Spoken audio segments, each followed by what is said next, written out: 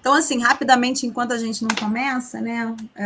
Só me apresentando, eu sou Amanda, eu trabalho na UFRJ, eu trabalho no laboratório no Lab Sonda, com a microsonda eletrônica, né? Então, eu tenho doutorado eu sou formada em Química, com doutorado em Geologia, focada em meteoritos, né? E microscopia eletrônica. E eu faço análises químicas de material geológico lá na UFRJ, tá? No Instituto de Geociências, Departamento de Geologia. Então, beleza. Pessoal, boa Então, você vai... tarde. Sejam bem-vindos ao nosso curso. É um mini curso, né, de microscopia eletrônica. Então, a gente vai dar uma pincelada sobre várias questões relacionadas à microscopia eletrônica com foco na microsonda eletrônica, no estudo de meteoritos. Então, a Amanda Tosi já se apresentou. Ela já é recém-doutora, formada na UFRJ, né, trabalha no laboratório de microsonda lá do IGEL, e ela realmente desempenha um trabalho bem bacana na caracterização de meteoritos na microsonda e de outros materiais também, né? Eu sou Felipe Abraão, sou doutorando também da Geologia do UFRJ, lá do IGEL, e desenvolvo trabalho na parte de meteoritos metálicos e na geocomunicação para divulgação do nosso projeto dos meteoritos. Então, sejam bem-vindos. Os tópicos que a gente vai abordar, colocou aqui só para ter uma noção para vocês. A gente vai fazer um breve histórico do surgimento da microsonda eletrônica, da microscopia. Apresentaremos alguns componentes do microscópio eletrônico, os conceitos físicos que estão relacionados a adquirir as imagens, os dados, os diferentes tipos de microscópios eletrônicos, a produção e detecção dos raios-x, os tipos de análises por EDS e WDS, a microanálise em meteoritos através da microsonda eletrônica, imagens eletrônicas e os mapas composicionais e também a catodoluminescência aplicada em meteoritos. A partir de agora, a Amanda ela vai dar sequência na apresentação. Você vai querer abrir por você mesma, Amanda? Eu acho que é melhor, né? Porque aí eu vou passando conforme o meu ritmo, né? Então, eu vou compartilhar a tela aqui. Aí eu vou tirar aqui, pessoal. Ah, perfeito. E caso alguém tenha alguma dúvida durante a apresentação, também pode perguntar. A gente vai abrir no final para perguntas, mas se alguém tiver alguma dúvida específica, quiser já perguntar, fica à vontade. Bom, então essa aqui, gente, é a bibliografia utilizada para microscopia eletrônica, tá? O Celso Gomes é uma referência aqui no Brasil, tá? Na microscopia eletrônica. Esse livro aqui é muito bom, tá? Ele aborda várias técnicas. E esse aqui é o mais recente dele, de microsonda eletrônica, tá? Mas esses aqui, estão em inglês e são muito bons, que é o do Reed e do Gonstein, que são referências também na microscopia eletrônica, tá? Esse aqui também está em português. Bem, então vamos aqui começar rapidamente com um breve histórico. Eu vou fazer aqui uma viagem aqui no tempo rapidamente, muito rapidamente, tá? Então, o que acontece, né? Lá em 1879, William Crookes ele descobriu os raios catódicos, tá? Então, o que ele fez? Ele pegou um tubo de quartzo, colocou um gás dentro com uma pressão atmosférica menor do que a pressão menor do que a atmosférica, tá? Botou um gás lá dentro. E ele aplicou uma diferença de potencial aqui, né? Então, aqui tem a catodo, polo negativo, a anodo, polo positivo. Ele aplicou aqui uma diferença de potencial. E aí ele pegou. E o que aconteceu? Saiu um tipo de sinal que interagiu com esse gás, e quando houve essa interação, ionizou esse gás, e esse gás emitiu luz. Ele colocou esse objeto, e quando ele colocou esse objeto, fez uma sombra aqui. Tá? Então, ele detectou esses raios catódicos, que até então não se sabia o que eram, não tinha conhecimento do que eram elétrons, nem nada. Tá? E, bom, quando ele desligava esse tubo, a luz cessava, acabava, tá bom? Então, ligava o tubo, ionizava o gás, emitia luz. Esse gás emitia luz pela ionização, tá? Bom, aí, o que acontece? O Thomson, lembra, né, o Thomson, ele é um responsáveis, né, um dos modelos atômicos, né, começou aqui com Thomson, né, começou não, já tiveram outros modelos, mas os mais atuais, né, foram de Thomson, e ele pegou o mesmo tubo do Crookes e ele fez, é o mesmo tubo, tá, apesar da foto ser diferente, ele pegou o mesmo tubo e colocou um campo magnético aqui, porque ele queria entender o que eram esses raios catódicos. E aí, com esses polos, ele viu que esses raios catódicos, eles se direcionavam para o polo positivo, então é uma carga negativa. Então, pensando que a matéria é uma partícula neutra, ele pensou, então, bom, o átomo, então, é uma massa maciça, contendo tanto cargas positivas e negativas, né, que se anulam para ele ser neutro. Então, ele pensou nesse modelo aqui de pudim de passas, né, essa partícula maciça com carga positiva e negativa, que foi chamado de pudim de passas de Thomson. Bem, aí, quando foi em 1895, William Röntgen, tá? O que ele fez? Ele pegou o mesmo tubo do Crookes, então esse tubo do Crookes estava super, né? Estava em alta. Ele fez um experimento do seguinte: ele fez a mesma coisa, ligava o tubo e ele colocou o bário aqui, que é um material fluorescente. Então, quando ele ligava o tubo, esses raios catódicos eram formados, tá? Esse bário florescia. Aí depois ele botou uma folha de alumínio e botou um livro. E aí o que acontece? O bário se iluminava também. Então, quando ele desligava, cessava a iluminação do bário. Quando ele ligava o raio catódico, mesmo com a folha de alumínio, esse bário iluminava. Então ele falou: eita, esses raios catódicos, né? Não tem só esses raios catódicos aí, não. Tem alguma radiação que a gente não está vendo. E aí ele provisoriamente colocou um X, né? De tipo, X da questão, o que é isso? E aí ficou como raio-X até hoje, tá? Então ele descobriu aqui os raios-X. E aqui saiu erradinho, né? Não tem fim. Bom, aqui, olha, o que ele viu? Quando ele viu essa questão de passar pela essa folha de alumínio, ele pegou a mão da mulher dele e irradiou por 15 minutos. E ele, como tinha um hobby de fotografia, ele botou um filme, né, atrás da mão dela, irradiou a mão, e aí, por 15 minutos, então, essa foi a primeira radiografia, né, a mão da esposa dele. E depois disso, né, os raios-x são extremamente utilizados até hoje, inclusive na área da medicina, tá? Bom, aqui, gente, rapidamente, né, que eu estou falando de raio-x, então eu falei assim, bom, vamos falar um pouquinho de espectro, né, eletromagnético, né, e o que é o raio-x? Bom, o espectro aqui, primeiro a gente tinha o conhecimento da luz, né, então o James Maxwell, eu sempre confundo o nome desse pessoal, é James.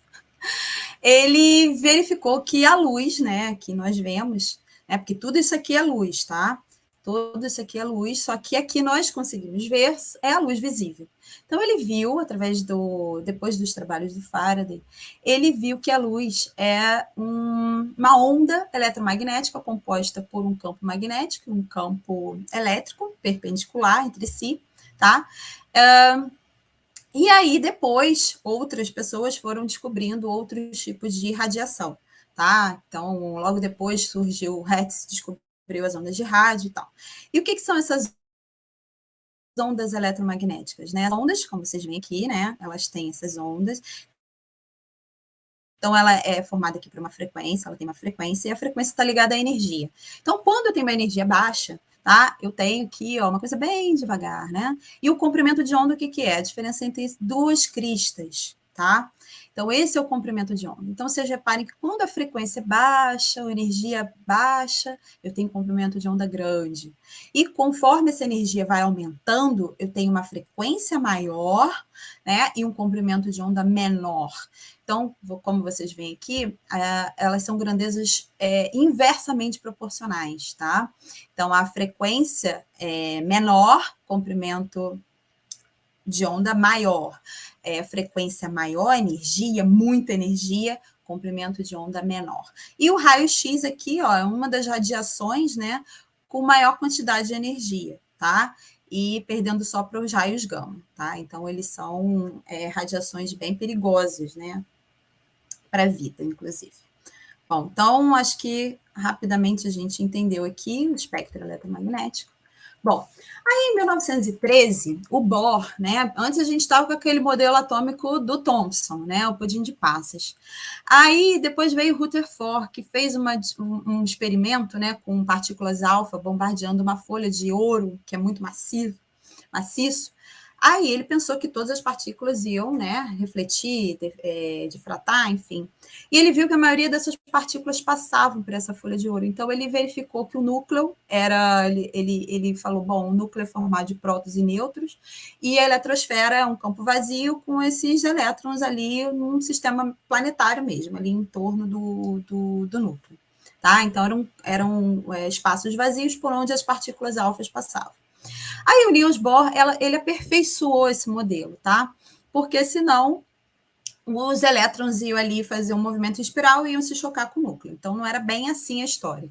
E aí ele viu que os elétrons estavam alocados em camadas com energias quantizadas. Então os elétrons de cada elemento químico eles possuem energias quantizadas. E esse conjunto de energias, eles formam, tá? Esses níveis de energia que a gente conhece aqui, de K, L, M, N, O, P, Q, né? E cada camada abriga um certo número de elétrons, tá?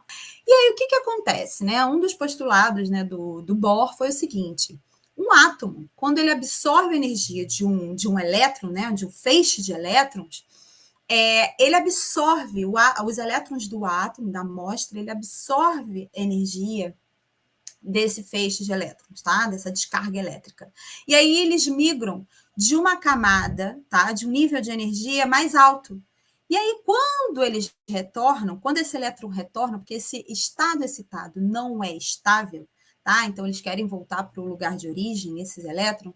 Quando eles retornam, eles emitem essa energia que eles absorveram em forma de luz, em forma de radiação. E uma das radiações é o raio-x, tá? Então, como vocês veem aqui, então, primeiro, os raios catódicos que descobriram que são feixes de elétrons, tá? Então, é o princípio da microscopia eletrônica, feixes de elétrons, né? Que bombardeia uma amostra. E aqui, outro conceito da microscopia, no caso, a microsonda eletrônica, tá? Que a gente utiliza os raios-x dos elementos para detectar e quantificar. Então, outro princípio do microscópio eletrônico, né, da microsonda eletrônica aqui sendo construído. Tá? E aqui, como vocês veem, por exemplo, um átomo, quando ele é colocado lá, um elemento químico, quando é colocado lá num bico de Bunsen, por exemplo, que forma aquele gás, aquela luz, quando passa no prisma, ele dá um espectro de emissão. Né? E aí, o Henry Moseley, né, entre 1913 e 14, esse Moseley ele foi assistente do Rutherford, né, daquele modelo atômico Rutherford-Bohr, tá? Ele foi assistente do Rutherford. O que ele fez? Ele bombardeou, tá? Um material, uma amostra, com um feixe de elétrons, então um raio catódico, né, que é um feixe de elétrons, ele bombardeou uma amostra e ele adquiriu uma análise espectral de raio-x. E aí ele viu que cada elemento químico possui um espectro diferente. Tá? Respostas espectrais diferentes. E ele associou isso, tá? Com o número atômico. Então, cada elemento químico tem um número atômico e tem um espectro diferente. E a partir disso, né, a tabela periódica foi reorganizada, tá? Bom, em 1912, 13, tá? Vocês veem que tudo está acontecendo ao mesmo tempo. Gente, esse aqui foi um boom. Final do século XIX, início do século XX, foi um boom, tá? Na parte da ciência, né? Inclusive, é quando estava nascendo a mecânica quântica, que na verdade, abriu as portas, né, para que a gente tivesse essa evolução tecnológica que a gente tem hoje. Então, tudo ali estava acontecendo ao mesmo tempo. Bom, então o Van Loon o que ele fez? Ele demonstrou que o raio-x ele difratava no material cristalino. Então, o material cristalino, né, os átomos eles se ligam de forma organizada em planos cristalinos, né, que hoje a gente sabe, cada cristal lá tem o seu plano cristalino bem definido. E ele viu que o raio-x, quando passava por esse cristal, por qualquer cristal, ele difratava, né, em um certo ângulo, tá? E o que acontece? Quando ele difrata no certo ângulo, né? Cada um tem um D, tá? Então, aí, no caso, é o conceito da difração do raio-x, né? Aí, quando foi em 1913 também, os Bragues, que são o pai e filho, eles matematizaram aí, né? Fizeram a matemática do que o Van Lau viu. E eles chegaram ao que a gente conhece como lei de Bragg, que é aplicada na difração de raio-x, tá? Então, lá na difração de raio-x, a gente quer descobrir esse 2D seno θ, né? A gente quer descobrir a distância interplanar dos planos para determinar qual cristal, né? Que a gente está analisando. Tá? Por quê? Porque a gente emite um lambda, um comprimento de onda de um eletrodo conhecido, tá? Um metal que a gente aplica uma DDP e aí ele emite o raio-x, tá bom? E aí esse comprimento de onda é conhecido, tá? Então a gente quer descobrir essa distância interplanar para determinar qual cristal, tá? Bom, mas lá na microsonda eletrônica é um pouco diferente, que depois a gente vai falar sobre isso, tá? Mas usa a mesma lei de Bragg, tá bom, gente? Aí, quando foi em 31, Max Snow e Ernest Ruska, eles fizeram o primeiro modelo de microscópio eletrônico no mundo, né? Então, eles fizeram um microscópio eletrônico, que tem feixes de elétrons para incidir numa amostra, tá? Então, aqui, ó, esse daqui, o à direita é o Ernest Ruska e o Max Snow, tá? À esquerda, eles aqui com o primeiro, né, modelo, tá? Isso nada era comercial, tudo era experimental, tá? Aí, em 38, o Manfred von Ardenne, ele desenvolveu o primeiro microscópio de varredura, tá? Então, aqui ele fez de transmissão, porque o material era muito fininho, era um microscópio eletrônico de transmissão, e ele fez esse modelo de varredura, tá? Ele conseguiu desenvolver esse modelo. Bom, aí o Vladimir, gente, esses nomes são meio complicados, né? De falar Zorikin.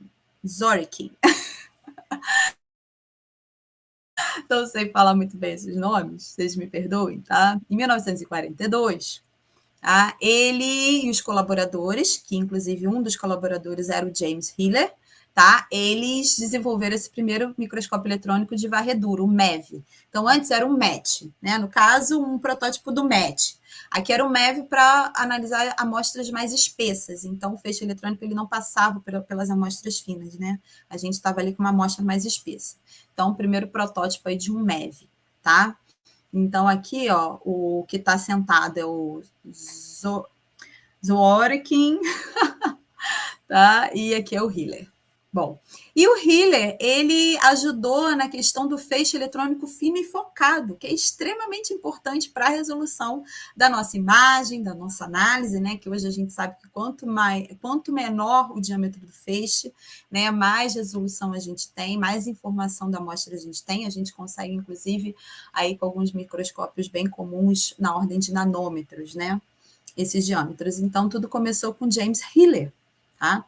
E eles dois faziam parte da mesma equipe. Então, aqui, ó, a gente conseguiu uma ampliação de praticamente 100 mil vezes, tá? Com o desenvolvimento dessa tecnologia.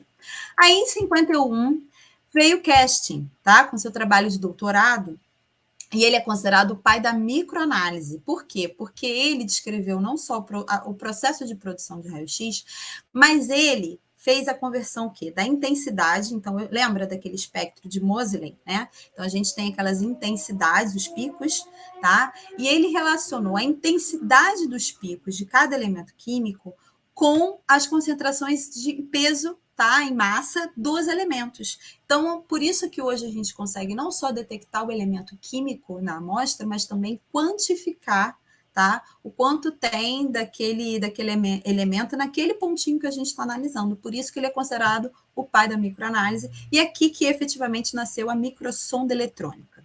Tá? E aí, depois disso, começaram a se desenvolver modelos comerciais. Então, em 63, a gente teve o primeiro instrumento comercial, tá? O 105. Tá? Em 65, a Cambridge Scientific Instruments lançou o primeiro 100, né? Comercial. E aqui, ó, gente, é o Príncipe Philip, tá? Analisando o equipamento. Bom, várias empresas, tá? Ao mesmo tempo começaram a tentar desenvolver, tá? Não foi só essa, tá bom? Então, aqui, ó, só nos anos seguintes, 50 mil unidades foram vendidas. Foi realmente um boom a partir de 1965.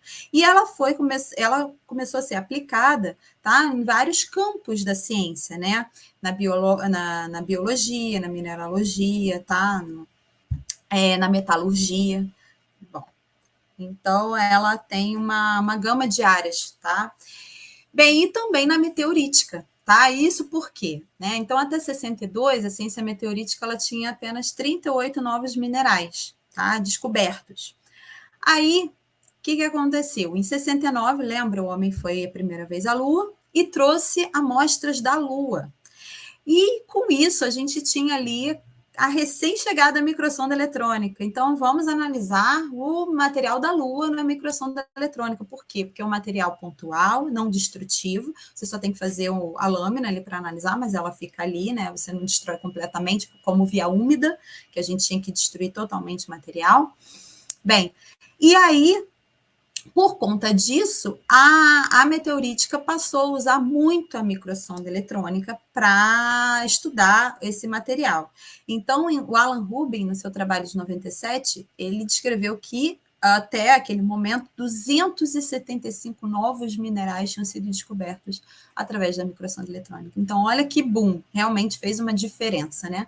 E aqui só uma curiosidade, gente, é uma amostra lunar trazida na Apollo 14, tá? Com meteorito terrestre, ou seja, é o meteorito da Terra, vindo da Terra que caiu na Lua, tá? Então, isso aqui é uma felcita, um tipo de granito, tá? Que através da composição química e tal, ele não tinha ambiente na Lua para ser formado, então determinou que isso é um meteorito terrestre no solo lunar, né? Muito legal isso. Bom, então o que é a microscopia eletrônica, né? De fato, né? Definição. Ela é um feixe de elétrons, tá? Como uma fonte de iluminação, tá? Sobre uma amostra que vai ser observada. Então, assim, você tem uma amostra que você vai incidir o feixe de elétrons e dali você vai tirar diferentes respostas, tá? E ele dá um grau de detalhamento, né, muito grande, tá? Diferente do microscópio óptico, que a gente tem ali muitas informações, mas fica limitado pelo grau de ampliação, né, da imagem, e não só isso, né? No óptico a gente só consegue ver a imagem. Na microscopia eletrônica você consegue fazer análises químicas também. Então a gente está vendo ali textura, está tendo várias informações, inclusive da análise química, né? E quantitativa, tá bom?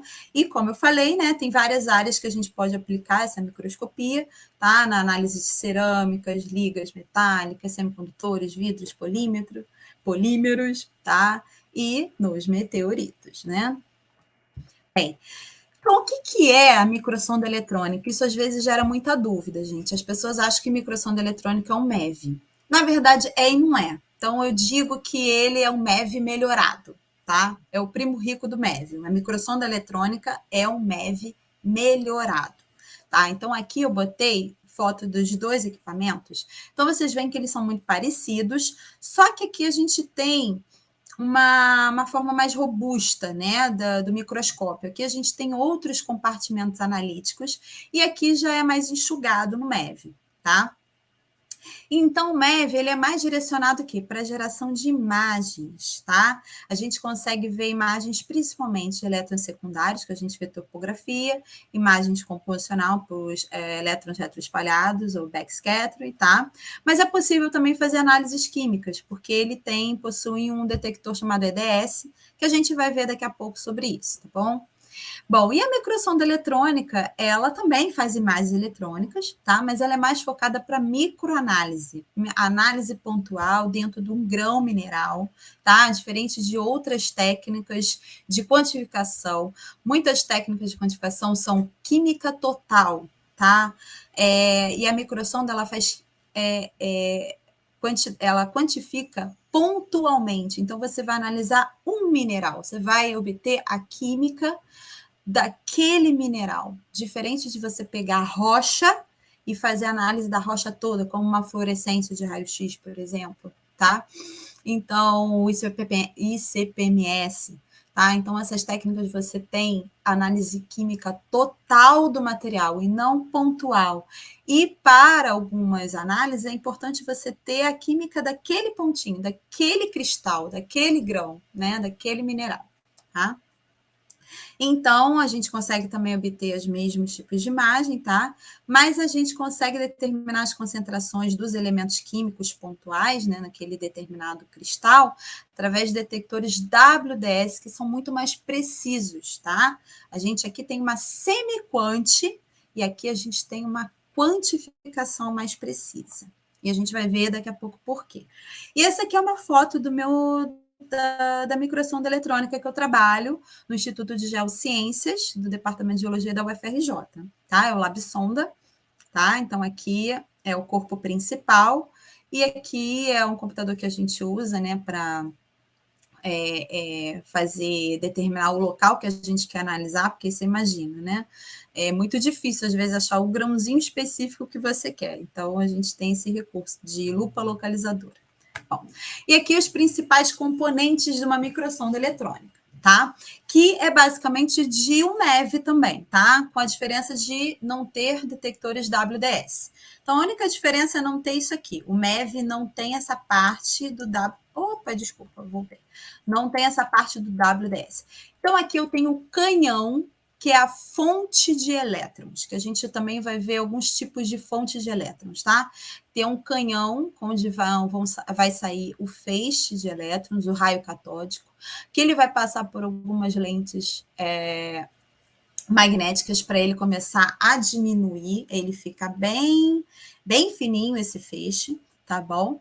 E aí ele vai aqui atingir a amostra, e quando ele atinge a amostra, existem diferentes detectores, EDS, detector de imagem de elétron secundário, detectores de elétrons retroespalhados, detector WDS, de catodoluminescência, então vai depender se você tem o detector ou não. Então a microsonda ela é bem robusta, ela tem vários tipos de detectores. Tá bom?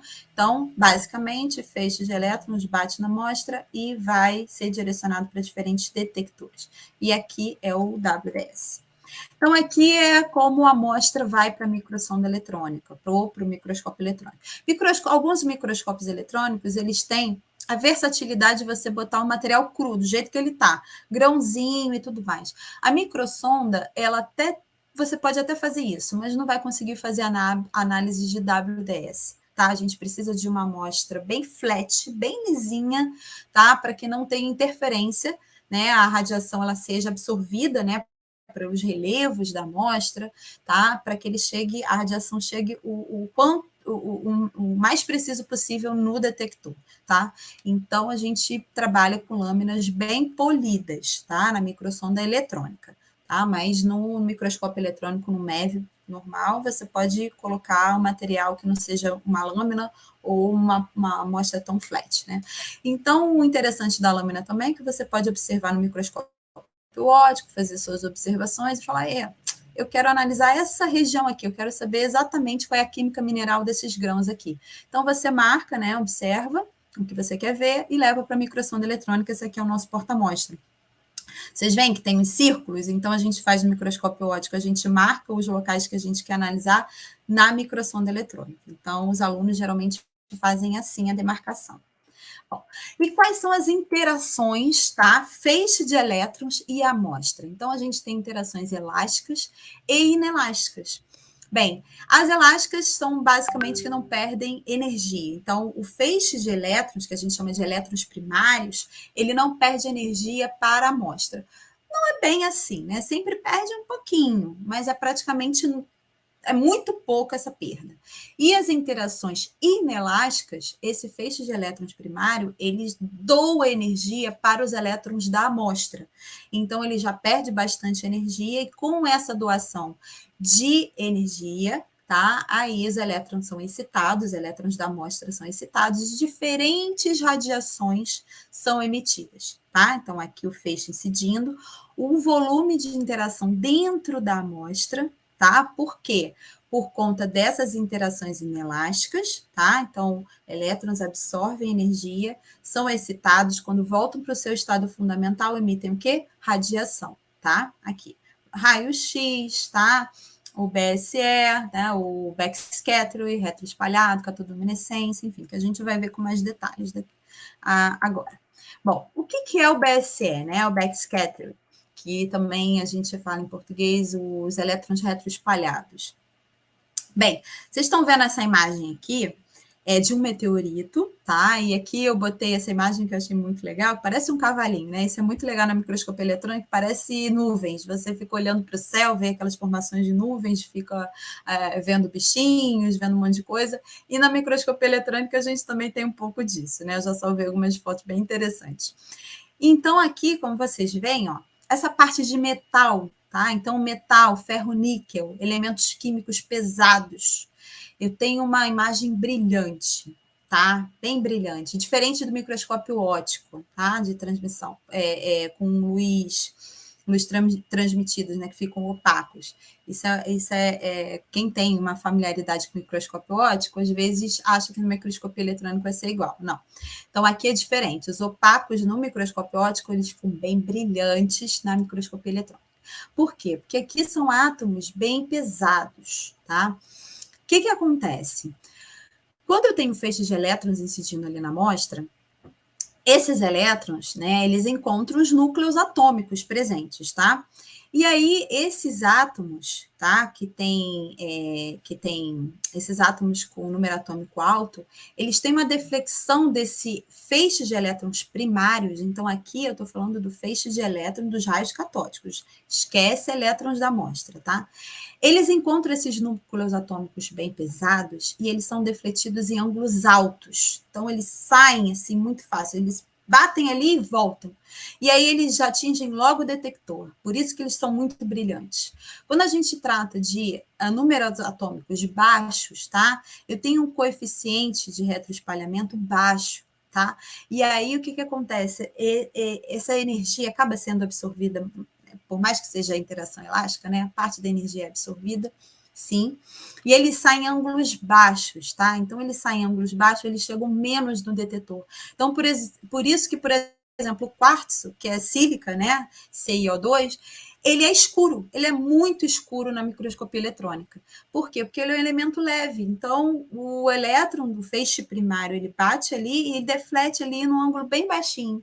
E aí, por isso que ele fica escuro na imagem. Então, elementos com minerais com elementos químicos pesados, eles são bem mais brilhantes por conta dessa deflexão aqui em ângulos altos, tá bom? Bom, os elétrons, só complementando aqui, a gente tem uma ideia de composição, tá? Então, o BSE, as imagens BSE nos dão a ideia de composição. Então, aqui a gente sabe que está lidando com eu, por exemplo, já sei que aqui é uma camacita, aqui provavelmente é o livino proxênio, tá? Então, assim, quando a gente tem uma familiaridade maior, a gente já tem uma ideia de composição do que é só pelo tom de cinza, né? Ou branco, preto, cinza, tá? Os elétrons secundários, eles nos dão ideia de topografia, tá? Morfologia. O que acontece? Eu tenho os elétrons do feixe incidindo na amostra, tá? Esses elétrons do feixe, eles doam energia para os elétrons da amostra que saem. Olha aqui, ó, essa imagem está melhor. Então, o elétron do feixe eletrônico bate num elétron da amostra, esse elétron da amostra sai. Então, elétron secundário, por quê? Porque é um elétron da amostra que está saindo, não é elétron do feixe primário, do raio catódico, tá? E aí, esses elétrons secundários, que a gente chama de secundários, eles atingem o detetor, tá? E aí, eles são arrancados, tá?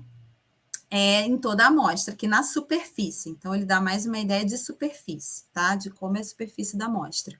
Então, aqui as interações, tá? Acontecem e depois, durante essas interações, radiações são emitidas e essas radiações, às vezes, elas acabam conseguindo também arrancar elétron secundário aqui da amostra, tá? Então, que é só um processo.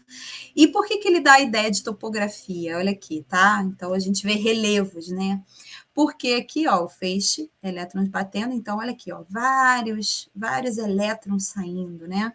E aqui, ó, bem pouco, então ele fica mais escuro. Então, as regiões mais altas você vê mais brilhante, tá? E as regiões mais baixas você vê mais escuro. Olha aqui. Olha como é que a gente tem ideia da morfologia, né? Do grão, da amostra, enfim, com os elétrons secundários, tá? Então, no caso aqui, eu não estou tratando de uma amostra lisa, flat, uma lâmina polida, não. Estou com um grãozinho lá que eu coloquei lá dentro e eu consegui fazer essa imagem, tá? Bem, catodoluminescência é uma outra radiação que é formada durante essa interação feixe primário com a amostra, e ele é uma radiação que vem devido aos elétrons de valência, tá? Serem arrancados, tá?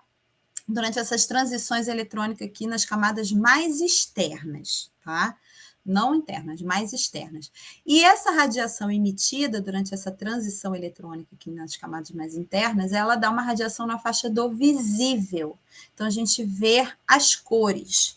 No microscópio eletrônico, a gente geralmente vê tons de cinza, a gente não vê cor, né? Quem já fez análise em microscópio eletrônico sabe que é tudo cinza, preto, branco, cinza. Aqui é uma amostra de zircão, então aqui esse zircão, para quem não sabe, ele é muito utilizado para datação de material geológico, de rochas, tá?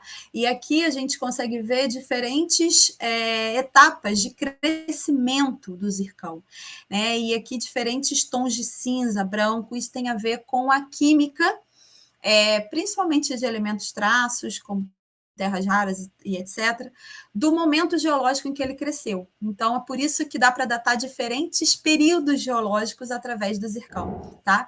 Então, isso tudo é obtido através da catodoluminescência, tá? No microscópio eletrônico.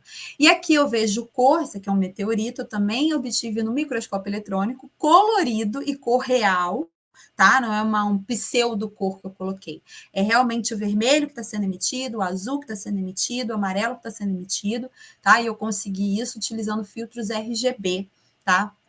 Na microsonda eletrônica, que inclusive foi o tema do meu doutorado. Bem, e falando agora da emissão de raio-x, que é o carro-chefe da microsonda eletrônica, tá? Então, vamos entender direito o que é o raio-x. Então, novamente, feixes de elétrons, raio catódico incidindo na amostra, os átomos, aqui é um átomo da amostra, e aí, o que esse feixe primário ele faz? Ele arranca elétron lá da camada mais interna. Lembra a catodoluminescência era transições eletrônicas nas camadas externas. Menor energia. Você precisa de menos energia para arrancar um elétron que está lá longe do núcleo, tá? Agora, quando a gente vai arrancar um elétron perto do núcleo, então existe aquela atração, é muito mais difícil. É como se fosse um braço puxando, não, você não vai sair daqui não, elétron. Então, eu preciso de muita energia para arrancar o elétron ali da camada bem interna, tá? Próximo do núcleo. E aí, quando eu arranco, existem transições eletrônicas, né? Então, elétrons vão suprir essa vacância que foi formada aqui, tá? E essa transição eletrônica emite uma radiação, emite uma luz, tá? Com uma energia proporcional a essa transição eletrônica, tá? Então, é por isso que o raio-x ele é muito energético, tá? Ele é energético justamente pela localização de onde esse elétron é retirado, tá? Das camadas eletrônicas. E quando a gente tem o espectro, então a gente tem o espectro contínuo e o espectro característico. Lembra aquele trabalho lá do Moseley, né? Que ele obteve o espectro de cada elemento químico? Então, ele obteve o espectro químico de cada elemento químico, né? Cada um tem um espectro característico. Então, olha aqui. Então, a gente tem o espectro característico, mas também o espectro de fundo, radiação de fundo. E essa radiação de fundo, ela é formada pela interação dos elétrons primários, do feixe, né? Os elétrons dos raios catódicos ali, eles batem no núcleo e no núcleo atômico e começam a perder energia, mas ali não está tendo transição eletrônica nenhuma. É pela essa perda de energia que é formado o espectro contínuo, tá? Já o espectro característico de cada elemento químico, ele é formado pelas transições eletrônicas que ocorrem dentro do átomo, tá? Então é por isso que é específico de cada elemento químico. E os tipos de fontes dos raios catódicos? Lembra no início que eu mostrei aquele esquema de uma microsonda eletrônica? Então, eu tinha um canhão bem em cima, né? O canhão é a fonte de elétrons, desse feixe de elétrons. Eu tenho diferentes fontes. Eu tenho de tungstênio, eu posso ter o de hexaboreto de lantânio ou césio, sério, ou um de tungstênio, mas que a gente conhece como field emission, tá? Então, assim, basicamente esse é o mais barato, só que ele tem uma vida útil curta e ele não tem um diâmetro de feixe assim tão fino, tá? Aqui a gente consegue obter menor temperatura, eles são mais caros e tem uma vida útil melhor, tá? Mas os dois são termiônicos, tá? São fontes termiônicas. E esse field emission, ele também é formado por tungstênio, tá? O mesmo elemento químico. Só que a diferença é que ele é formado por uma... Ai, gente, como é que é o nome? Ai, agora me fugiu a palavra, tá, gente? Já já eu lembro, tá? Por um campo, tá? Um campo magnético. E aí, o que que acontece? Esse campo, ele afina esse feixe, ele afina muito. Então, com isso, a gente consegue atingir diâmetros de feixe na ordem de nanômetros. Ele é muito melhor do que o tungstênio de fonte termiônica, tá? Então, quando se aplica um campo nesse filamento, a gente consegue ter um feixe bem fininho. O único problema deles são mais caros, tá? Precisa de ultravácuo, tá? Mas ele tem maior brilho, tá? E menor diâmetro. Bom, isso é importante enfatizar que não são diferentes microscópios eletrônicos, é diferente fonte. Então, eu posso ter um MEV com tungstênio, eu posso ter um MEV, na verdade, um filamento de tungstênio, eu posso ter um MEV com FEG, Field Emission. Eu posso ter uma microsonda com essa fonte de tungstênio, como uma microsonda eletrônica com um filamento de Field Emission, tá? Então, a gente tem diferentes microscópios e também diferentes fontes desses raios catódicos. Tá? Então, aqui é rapidamente para mostrar a diferença, né, de imagem. Então, esse aqui é o que eu tenho no meu laboratório, tá? De tungstênio com fonte termiônica. Tá? Então, aqui é diferentes correntes, tá? Mas aqui, olhando só para uma corrente, olha a diferença do tungstênio para o hexaboreto de lantânio, as duas são fontes termiônicas, tá? Mas olha a diferença para o field emission. Então, gente, uma vez eu tive uma situação lá com um aluno que ele precisava de analisar uma inclusão num grão de 10 micrômetros. Então, você imagina, 10 micrômetros já é muito pequeno para um grão. Imagina analisar quimicamente uma inclusão dentro desse grão. Eu falei para ele, olha, aqui a gente pode até tentar, mas a gente não vai ter uma precisão, uma resolução boa. A melhor coisa que você faz é ir para um field emission. Por quê? Porque vocês veem como a gente tem uma resolução melhor, não só da imagem, mas do ponto que vai ser analisado, tá? Bom, análise quantitativa da microscopia eletrônica, né? Então, a microscopia a gente pode fazer, né? No MEV, a gente tem análises por EDS, que é Energy Dispersive Spectroscopy, tá? Análise por energia dispersiva, que eu vou mostrar rapidamente o que é. E na EPMA, que eu chamo aqui a microsonda eletrônica, né? A abreviação de microsonda eletrônica, EPMA, a gente tem análise pelos dois. Então, a EPMA, ela ganha porque a gente consegue fazer análise dos dois. E na EPMA, a gente tem 5 espectrômetros WDS. Então, ele é muito mais robusto do que o MEV, tá? Comparações entre os dois detectores WDS e EDS, tá? Então, o WDS, geralmente, a gente faz análise por 5 canais, a maioria dos modelos tem 5 canais, tá? Só que eles são analisados separadamente. O EDS, ele faz uma análise simultânea dos elementos. A radiação ali bateu na amostra, saiu o raio-x dos elementos, a boiada toda entrando dentro do detector. Não faz diferença nenhuma. Tudo chega ao mesmo tempo no detector. E isso é ruim, tá? A gente vai olhar daqui a pouco essa diferença, tá? Aqui a gente tem melhor detecção dos elementos traços. No EDS eu já não consigo ver. Tá? Análise qualitativa e quantitativa com alta precisão. Então, aqui no EDS eu tenho uma ideia dos elementos químicos e uma ideia da quantidade de cada um. Por isso que eu chamo de semi-quant. Mas o tempo dele é curto. Você bota ali rapidinho, tá bom, isso aqui é o mineral tal, isso aqui é o mineral, é um piroxênio, é um plagioclase. É rapidamente para te dar uma ideia do que é, tirar dúvida. Mas para fazer análise mesmo, para você fazer estudos sobre a química mineral, tá? Ou a química do seu material profundamente, o WDS é melhor, tá?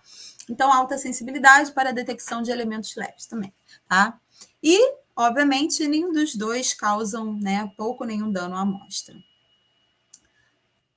E qual é a diferença básica, né? EDS e WDS. Olha aqui, ó. Isso aqui é um espectro azul, é EDS. Olha aqui, ó. Ele tem a largura dos picos é bem larga. Então, como você vê, a gente tem diferentes picos dentro do único pico do EDS, né? E quando a gente vai para o WDS, a gente consegue refinar. Então, a gente consegue uma análise mais refinada. Tá? E só para explicar o que são esses nomes, né? Da onde vêm os nomes desses picos? Bom, KLMNOPQ, né? Aquelas linhas, os níveis de energia lá do Bohr, que ele criou, KLMNOPQ, os níveis de energia. E alfa, beta vem por quê? Então, vamos ver aqui a linha K-alfa, o que é? Então, é um elétron da camada K que foi retirada, tá? E elétrons da camada L, logo a camada subjacente, ele do elétron, esse elétron migra para a camada K. Então, é um nível só de diferença. Então, quando é do L para o K, um nível só de diferença é alfa. Se esse elétron tivesse vindo da camada M, 2 níveis de energia de diferença já seria beta. E assim por diante, tá? Então, é basicamente K alfa, K beta, é por conta de onde vem esse elétron que vai suprir essa vacância produzida pelo raio catódico que arrancou o elétron ali do átomo, tá bom? Bom, como é que a gente faz análise de WDS, tá? Na EPMA. WDS eu só tenho na EPMA, na microsonda eletrônica. Então, eu tenho o feixe de elétrons primário, excita elétrons da amostra, como a gente já viu a historinha aqui, emissão de raio-x característico dos elementos químicos presentes. Esses raios-x com um determinado comprimento de onda passam por um prisma. Aqui, ó, coloquei até, né, a capa do Pink Floyd aqui, né, para poder ilustrar. Tá? Então, eles passam por esse prisma. Esses raios-x são difratados. Lembra aquela lei de Bragg, né, que eu mostrei anteriormente? Tá? Aqui, gente, acabou saindo errado, tá? Ele não tem IF. Quando a gente fala de raio-x aqui na microscopia eletrônica, esse raio-x não tem IF, tá? Acabou saindo errado. Só tem IF, isso é uma diferença que depois eu aprendi, depois de um tempo, né? O raio-x aqui é quando você faz aquela radiografia de medicina e tudo mais. Aqui na microscopia eletrônica ele não tem IF. Bom, e aí, a partir, né, desses raios-x difratados, aí esses elementos químicos, né, são quantificados comparando com padrões, tá? Não vou conseguir explicar aqui nessa aula, tá? Mas uma aula que a gente tem mais tempo. Bom, e rapidamente vou tentar explicar como é que funciona. Então, novamente, vamos lá. Raios catódicos batendo na amostra. Aí o raio-x, né? Sai raio-x de todos os elementos químicos. Não sai só da sílica que você quer analisar. Sai de todos os elementos químicos presentes naquele diâmetrozinho da amostra. Todos os raios-x saem. Aí ele bate aqui nesse prisma, tá? Que é o cristal analisador. Tá?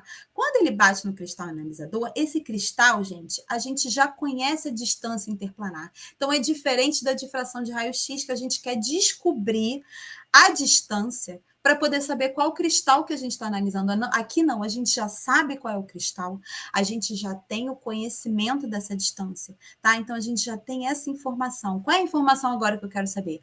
O lambda. O lambda tem a ver com o quê? O comprimento de onda, que tem a ver, né, com o raio-x específico do meu elemento químico.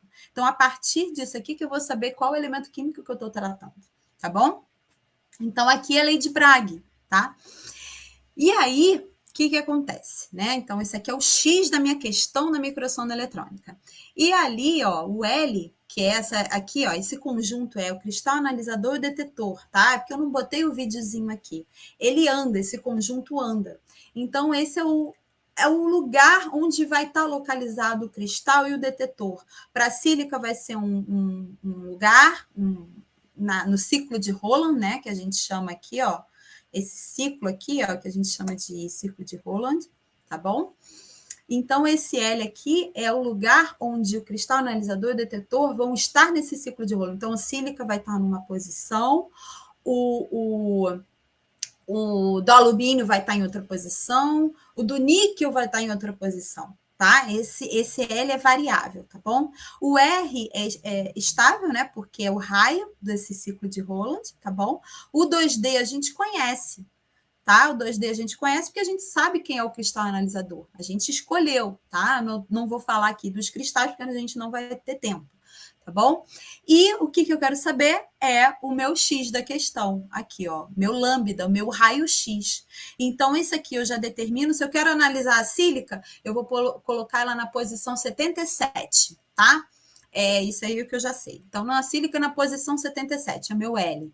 Isso aqui eu já sei, isso aqui eu já sei, e eu quero saber o meu lambda, tá bom? Então, é isso.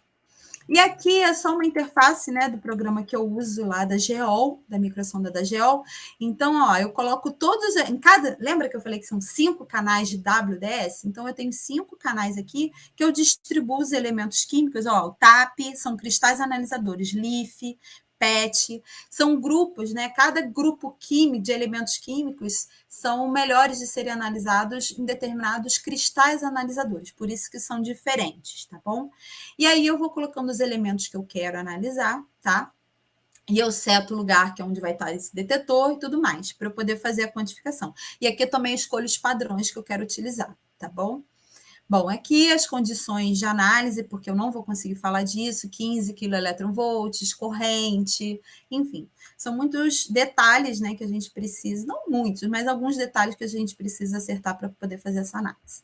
E aqui é um resultado quantitativo, então eu não fecho 100% normalizado, tá? Então a análise está aqui boa, fechou aqui em 100%, tá? E aí eu tenho a quantidade dos elementos químicos, tá? Do mineral. Novamente, não é química total, não confunda. Isso não é a química da rocha toda. É a química presente naquele grão específico, tá? E a análise de GDS é bem mais simples, tá? Então, aqui eu botei um esqueminha aqui, ó. É só isso aqui que eu tenho de GDS. Enquanto no WDS eu tenho 5 espectrômetros, no EDS eu só tenho 1, tá? Então, é basicamente a mesma coisa, feixe eletrônico, excitação dos elétrons da amostra, emissão de raio-x característico dos elementos químicos. O raio-x, tá? Ele é determinado em kV. Então, aqui, como eu falei, a boiada toda entra no detetor, tá bom? Tá toda a radiação entrando junta. E ali vai ser, a gente vai determinar, né? A gente não, o microscópio lá vai determinar quais elementos químicos presentes através das energias detectadas, tá? Então, ele consegue detectar as energias, tá? E aí, bom, essas energias é do sílica, essas energias aqui são do alumínio, esses picos de energia são do cálcio, esses picos de energia são do ferro. Pronto, aí ele dá uma análise química muito próxima da real, mas como eu já mostrei, não é preciso, não é específico, a gente não tem um filtro ali, né? Então a gente pode ter sobreposição de picos, tá bom? Bom, então é basicamente isso, o feixe de elétrons bate aqui, e aí a radiação toda entrando aqui na janela, né? Do detetor de EDS, tá? E aqui é rapidamente uma diferença, né? Mostrando como eu mostrei a análise quantitativa de WDS, aqui eu estou mostrando como é fácil. Então, peraí, isso aqui são 2 metais, mas eles estão com uma diferença leve ali de cinza, né? Uma diferença muito sutil de cinza. O que é um, o que é outro? Aí eu marco um pontinho ali, faço uma análise muito rápida, e aí eu vi que os dois são ferro e níquel. Os dois são ferro e níquel. Só que olha, aqui, ó, eu tenho muito mais níquel, tá? Em comparação com o 2, que é mais escuro, que eu tenho só 5% de níquel. Então, a ideia é ser bom para tirar essas dúvidas, né? Quando a gente não está ou familiarizado com a amostra, ou tem alguns grãos diferentes e tal. Então, ele ajuda nesse processo. Então, agora eu vou passar a palavra para o Felipe, tá? Que agora ele vai falar mais sobre a análise dos meteoritos na microsonda eletrônica, tá bom? Felipe, é com você. Então, vamos dar prosseguimento, saindo um pouco dessa parte mais teórica para uma parte mais visual, mais palpável, certo? Então, assim, quando a gente começa a fazer, vamos fazer uma análise no microscópio eletrônico. A primeira coisa a gente tem que entender o que a gente quer ver na rocha, o que a gente quer ver no meteorito, no material. Então, sempre a gente tem uma amostra de mão, a partir dessa amostra de mão, a gente vai transformar em uma lâmina. Através da lâmina, a gente vai poder utilizar tanto na microsonda quanto no microscópio eletrônico, né, para fazer uma análise de detalhe, certo? Então, geralmente, a gente vai fazer a lâmina já tendo uma área já meio específica para poder identificar o que a gente está buscando naquele material. Então, aqui é apenas para vocês entenderem que há uma sequência, há um procedimento, claro, para transformar em lâmina o material, se for uma rocha ou um meteorito. E no caso dos meteoritos, é até interessante comentar, que a gente tem 3 tipos de meteoritos básicos, né? Os rochosos, os mistos e os metálicos. Os metálicos, eles são formados praticamente por ferro e níquel, né? Liga metálica. Os rochosos, por elementos mais de silicatos. E os mistos, ele tem uma composição meio equilibrada entre os silícios e a parte metálica. Então, a gente tem, por exemplo, olivinas e piroxênios imersos numa matriz de ferro e níquel. Então, assim, o que a gente vai procurar nos meteoritos rochosos, a partir de imagens BSE? Então, dependendo do tipo de meteorito rochoso, a gente vai procurar os côndrulos, né? Podendo ser um condrito, se tiver côndrulos, ou acondrito, caso não tenha nenhum, né? Os minerais, como olivino, piroxênio e feldspato, cristais de plagioclásio, nessa matriz, os condritos, grãos de metais, de ferro e níquel, que também eles estão presentes nesses meteoritos rochosos, os opacos, como sulfetos, apatita, cromita, entre outros, e as fraturas e oxidação dos grãos, porque para classificar os meteoritos a gente tem outros fatores, né, como a parte de choque, de intemperismo, então é importante a gente também ter essas análises associadas. Então, aqui nós temos 2 exemplos em condritos de olivinas. Nesse caso aqui da esquerda, a gente tem uma olivina mais rica em magnésio, o núcleo mais rico em magnésio, e uma borda mais rica em ferro. E essa heterogeneidade indica que o meteorito ele é mais primitivo.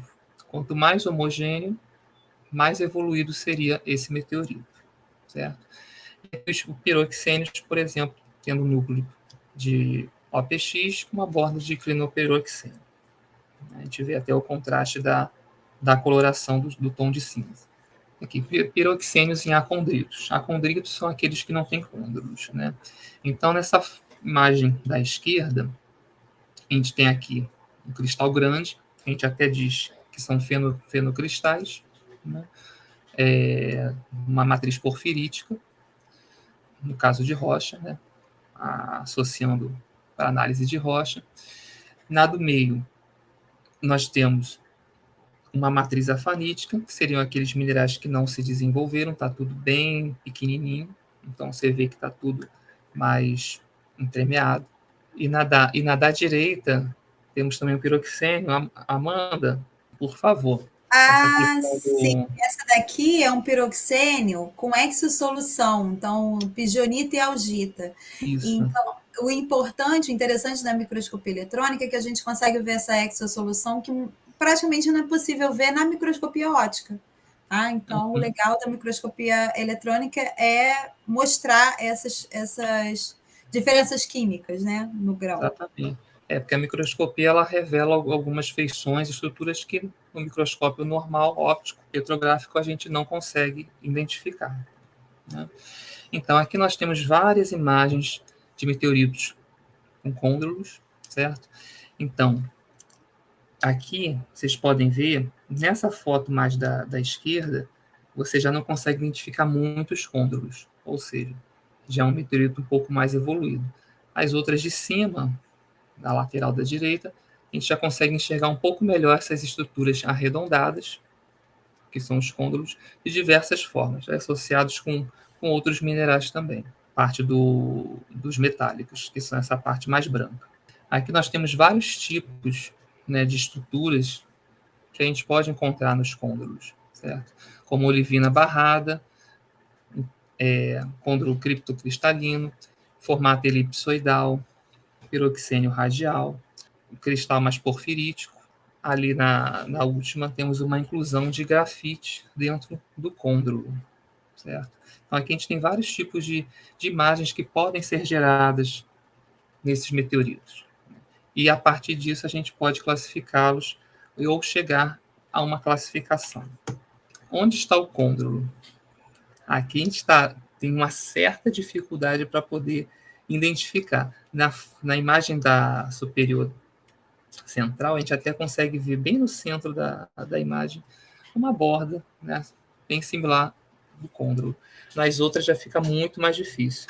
Então, através desse tipo de análise, a gente já consegue ter uma noção do material, se é um material mais primitivo, né, ou um material mais desenvolvido, evoluído quimicamente também. Então, é muito importante a gente ter essa noção e percepção quando a gente está fazendo essas análises no equipamento, né, numa microsonda ou num MEV. Só para complementar ali, Felipe, a gente vai perdendo, do jeito que você falou, mas aí a gente vai perdendo essa estrutura de côndulos, né, por conta do metamorfismo térmico. Então, conforme a temperatura aumenta nesse corpo, né, que no caso é um asteroide, ele vai perdendo essa forma de côndulos, né? Ele vai se tornando um acondrito, ele está caminhando para se tornar um acondrito, né? De um material diferenciado quimicamente. Exatamente, porque a questão também, grau de metamorfismo também faz parte da classificação dos meteoritos, principalmente dos rochosos, certo? Aqui também temos vários exemplos de plagioclásio, né? Essa parte mais, esse cinza um pouquinho mais escurinho, a gente consegue ver em cada foto. E essa primeira que a gente vê que tem uma parte aqui de metal bem forte, bem destacada, e mostrando vários tipos de estruturas que a gente consegue identificar. Tem mais algum detalhe nessa Amanda?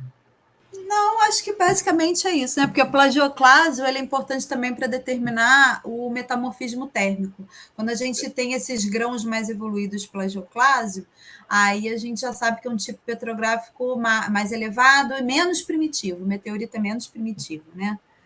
Então, é basicamente isso. Aqui temos exemplos aqui dos metais associados nos côndrulos. Eles estão geralmente sempre beirando, né, os côndrulos, ou através de veios de oxidação também, são bem comuns.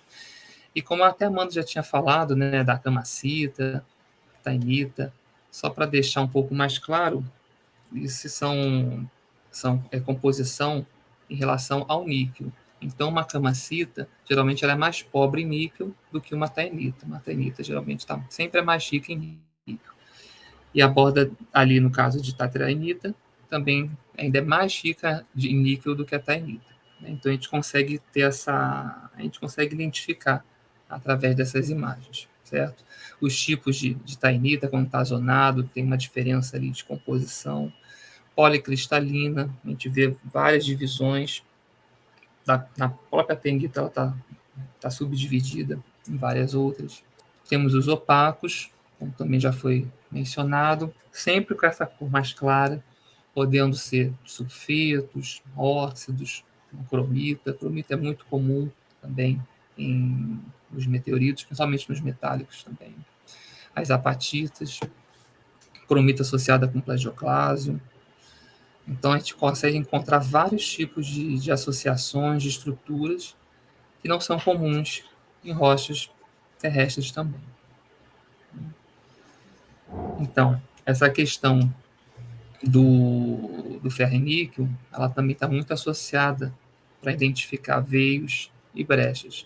Então, nessas fotos, a gente consegue ver até uma mudança na parte textural. Em todas elas, vocês podem reparar, prestar um pouco de atenção, elas têm como se fosse uma estrutura, vai se diferenciando, né, de uma parte para outra da imagem. Isso quer dizer que teve uma mudança ali de uma evolução química diferenciada nessas áreas, certo?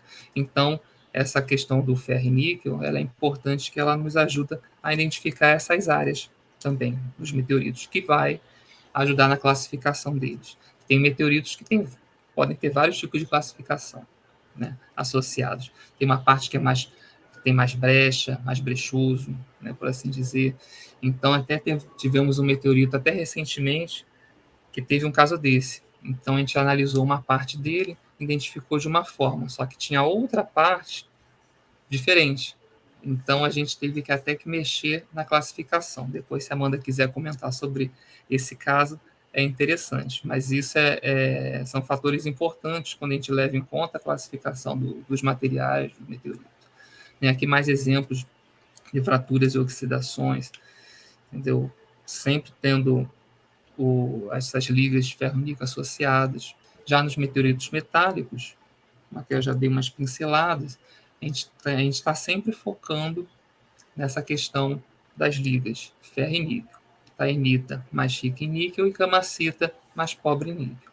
E esses meteoritos, eles geralmente são classificados em 3 tipos, que são os octaedritos, hexaedritos ou ataxitos.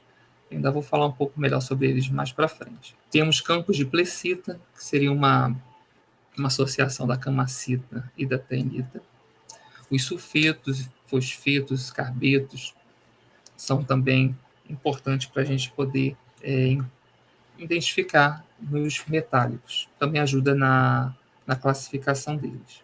Nós temos alguns tipos de meteoritos metálicos atacados com netal, que é um ácido nítrico com álcool etílico. Então, eles revelam estruturas que a gente chama de Widmanstatten, que são intercrescimentos de lamelas ricas em níquel e pobres em níquel, que é a camacita e a taenita, né? Então, a partir desse ataque, a gente consegue classificar eles estruturalmente, a partir dessa largura da camacita. Então, por exemplo, um hexaedrito, ele tem a largura da camacita é muito grande, então você não consegue enxergar. É como se fosse uma lamela enorme. Então, geralmente, nos hexaedritos, a gente vê a gente dá o nome de linhas, bandas de Neumann, que são vários risquinhos, que é como se fosse só a parte do mais rico em níquel muito fina, né? Então, fica muito, muito sutil, né? Já o ataxito, ele já é muito rico em níquel, então a gente não tem estrutura visível, mesmo atacado não se revela.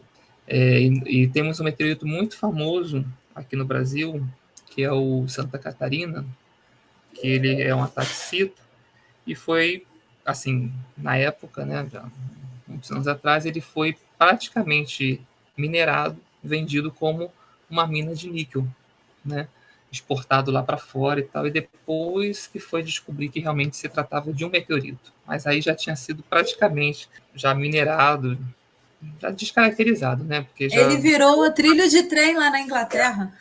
trilho de trem, várias coisas. Uhum. Então, é um caso muito clássico brasileiro, né? E, bem, então aqui nós temos 3 tipos de octaedritos, o fino, o médio e o grosseiro, só para vocês terem uma noção de como essas lamelas elas se intercruzam. E a gente vê, por exemplo, que as lamelas são camacita e essas bordas seriam a taenita, né? Só para vocês terem uma noção. Formando esses padrões, né? Tudo bem intercruzado, né? Então, aqui nós temos nessas lamelas vistas ao microscópio eletrônico, né? Então, a gente pode ver. Então, aqui nós temos, por exemplo, aqui é uma camacita, essas lamelas mais grossas, uma banda de taenita bem fina, e aqui um campinho de plecita, bem no meio, certo? Então, isso ajuda a gente a identificar. Esse daqui da direita, a gente já vê um padrão já de recristalizamento de grãos, né? Esse padrão aqui que parece tudo, parece até côndrulozinhos, mas não são côndrulos, né? Então, é como se tipo, os grãos tivessem sido recristalizados. É quando o meteorito é aquecido, certo? Isso pode ocorrer. Entendeu? Aqui embaixo nós temos justamente os padrões, né, de Manstatten, para vocês verem como a gente enxerga na microsonda, no microscópio óptico, né, de ver as bandas todas cruzadas, bonitinhas, essas linhas, campos de plecita com bandas de camacita e essas linhas aqui que são da taenita, né? Mesma coisa nesse daqui, que é um pouco maior, e nesse aqui também. Só para vocês terem uma noção de como a gente identifica essas estruturas no microscópio eletrônico, né? Então, aqui nós temos o campos de plecita, que no caso seriam essas partes aqui, que ficam meio aprisionadas nessas lamelas de camacita, certo? Esses chachurados. As plecitas, elas também têm vários tipos de classificação de estruturas. Os fosfetos, como a rabidita e a chasberzita, né? Aqui, tudo isso a gente só consegue ter certeza através de uma análise ou de EDS ou WDS, para a gente poder ver qual é a composição desses minerais. Aqui temos como a gente gera os mapas composicionais, né? Aqui temos o exemplo da imagem em BSE, e aqui a gente separou o campo de níquel, ferro e fósforo, para a gente ver onde são essas partes mais ricas nesses elementos químicos, né? Aí, a partir daí, a gente tem como ter uma noção melhor do que a gente está vendo, do que a gente está estudando, e do que a gente pode procurar também. Então, aqui, análises EDS em meteoritos. Então, aqui, nós temos esses gráficos aqui, vocês já viram bastante. Esse de cima com os picos dos elementos, né? Então, aqui nós temos uma análise em linha. A gente pode fazer isso através da microscopia eletrônica, que vai dar para a gente a composição de tudo que está cruzando essa linha, tudo está sendo cortado por essa linha. Então, a gente consegue ver exatamente a parte, por exemplo, de uma camacita, que é mais pobre em níquel, uma taenita, que é mais rica, certo? E dos outros minerais, né, de apatita, cromita, qualquer outro mineral que possa ter. Então, a gente tem uma noção mais clara e visual do que a gente está vendo naquela área, certo? Então, aqui a gente tem esse espectro, a gente consegue ver exatamente a questão da composição. Mais exemplos, bonitinho, a gente pode ver na própria imagem, a gente vê esse pico de níquel em duas áreas aqui, que seria a parte da taenita, que é mais rica, certo? Então, isso é bem, bem legal para a gente poder ter essas análises visuais. Só de bater o olho, você já tem como ter uma noção do que você está vendo, né? Do que você pode identificar. Isso aqui também é uma análise por linha, só que pontual. Então, aqui cada ponto tem uma análise completa, certo? Então, aqui é mais em detalhe ainda, né? Para identificar, por exemplo, tem várias estruturas diferentes, minerais e tal. Então, isso aqui a gente consegue ter uma noção bem melhor do que a gente está vendo naquela área, né? Quando tem muita dúvida também associada. Aqui a gente consegue ver se o grão é heterogêneo ou homogêneo quimicamente, né? Fazendo esses pontinhos entre o grão, né? Exatamente. Consegue ver a diferença de cada elemento químico, cada pontinho. É muito importante, dependendo da área do material que a gente está querendo ver, da classificação também. Então, aqui nós temos uma análise em EDS, né? A gente selecionou aquele ponto ali, a gente consegue ver que é um ponto que tem muito enxofre e cromo, principalmente, né? Então, poderia ser até uma cromita, nesse caso. A Amanda, ela sabe bem desses minerais, porque ela faz essas análises na microsonda. Então, ela já bate o olho, ela já sabe o que são eles, né? Mas, quando a gente não conhece, a gente tem que ver a partir da composição. Então, aqui nós temos uma cromita, massa atômica, 27, enxofre 58, tem bastante enxofre. Tal. Não, é uma cromita, Amanda? Deixa eu ver a composição, sulfeto. Pois é, tem muito... Tem muitos... tem uma associação aí de cromita com sulfeto, né? Uhum. Pois é, então isso aí para a gente ter certeza, só com mais análise, mais a fundo. Não, esse aqui é sulfeto de cromo e ferro, na verdade. Não é nem uma cromita, né? Não chega a ser. Esqueci o nome desse mineral aí. Bem, aqui nós temos 2 pontos, né, próximos até, para poder diferenciar esse mais claro e esse um pouquinho mais escuro. Então, no primeiro, a gente vê que o primeiro com certeza deve ser uma cromita, né, porque está 58, Sim. E o segundo é um sulfeto. É um sulfeto, exato. Agora, qual sulfeto a gente... Aqui não tem como falar. Na verdade, nesse meteorito é troilita. Todos são troilita, né? Exato. Quando a gente já sabe, é mais tranquilo. Nesse daqui, nesse ponto, a gente tem mais rico em fósforo e cálcio. Então, seria uma apatita, Amanda? Uma cloropatita, né? A quantidade de cloro, né? Também uma tem cloropatita. Associado. Aqui nós temos 3 pontos dentro de seria uma mesma estrutura, né? Então, aqui nós temos bastante silício e alumínio. Então, isso é um silicato. Isso é um plagioclásio. Plagioclásio mesmo. Legal. É só para a gente está tendo para ter uma noção que é realmente o mesmo mineral, por assim dizer. Só para dar um exemplo, Felipe, lembra que eu falei de BSE, né? Imagem de composição? Olha aí, os elementos presentes são bem leves, por isso que essa região é bem escura. Tá vendo? Então, vocês conseguem ver bem escurinho, porque a composição de elementos leves. Né? A gente vê aqui também esses veiozinhos, tudo aqui sendo cortado pelos metais. Então, aqui a gente consegue ver. Isso aí é de oxidação. Exatamente. Até a gente consegue entender que está muito alterado. Deve ter estava bem temperizado. A gente vê essa estrutura do plagioclásio bem destruída, né? Não está um mineral bonito. Bem, análises em WDS em meteoritos, que é o mais interessante para a gente na microsonda, aí a gente consegue realmente ter a composição mais precisa para poder identificar o que a gente está buscando, né? Então, aqui por exemplo, aqui a gente está vendo uma tabela como são gerados, né, os pontos e as composições, e a partir daí, por exemplo, nos metálicos, a gente sempre vai focar na parte da taenita e da camacita, onde está mais rico, mais pobre níquel, e dos outros elementos, sulfetos, que podem aparecer também associados, né? Os óxidos também. Então, aqui, na parte dos meteoritos rochosos, essa análise das olefinas e piroxênios são muito importantes, porque a gente pode identificar justamente o tipo da olivina, como uma faelita ou uma fluosterita, né? Se é mais rica em magnésio ou não. Os piroxênios também, né? Os 3 tipos de piroxênio. E a gente coloca também naqueles diagramas ternários para poder saber o que a gente realmente está lidando, né? Com o que a gente está identificando na nossa amostra.